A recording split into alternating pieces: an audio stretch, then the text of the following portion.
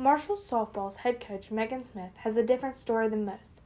Megan and her late husband Paul, along with their son Cooper, lived in Louisiana where she worked as an assistant for LSU.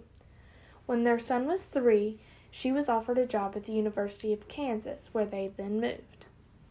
During her second year at Kansas in January, her husband was diagnosed with kidney cancer. He had surgery in February to remove the cancer a week before the season started.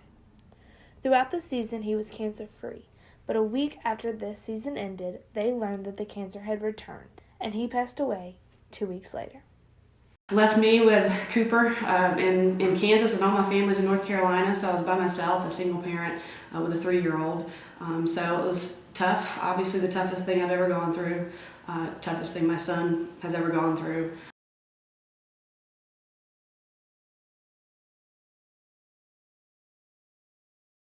When you become a college coach and you have children, you rely a lot on your spouse to be with the kids, or be, in our case, our son, while I travel, while I recruit. And especially at that level, it engulfs your entire life. You know, you can't be a head coach in the Big 12 and do it part-time.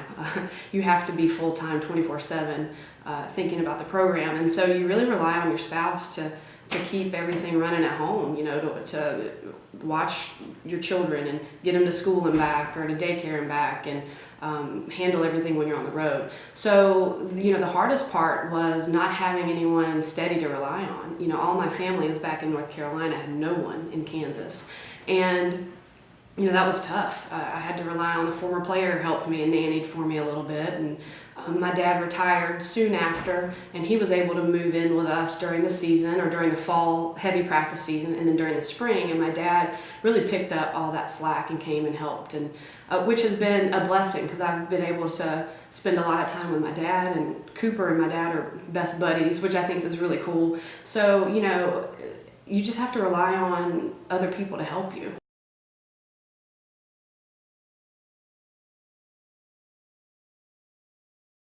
At that point, I thought, you know, I really need to figure out how to get closer to home, so it's easier for me and for my dad and my mother, who is now retired, to be able to get to us to help us. So that's why I'm here, you know, to be at a great university that has an awesome softball tradition, but also to be 4 hours away from my mom and dad. So Coop has them and I have them, because you cannot be a coach with children without someone really picking up the slack for you when you're gone.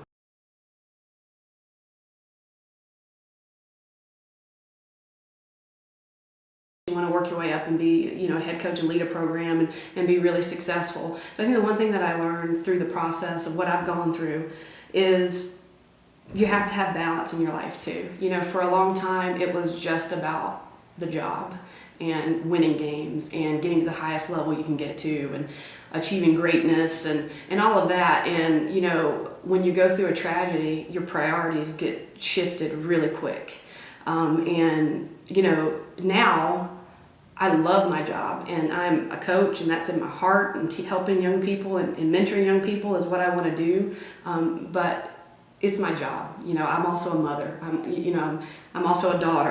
I'm other things than a coach, and I think that's something that's important, you know, to have that balance. Not a lot of coaches can do that, or don't think they can do that, but you can. You know, you can take care of yourself and your family and be a great coach too. And that's what I'm really, you know, since my husband's death, and since I made the decision to shift and try to find this position, that's really in the forefront, is being a great coach and doing right by my players, but being a great mother and being there for my son when he needs me.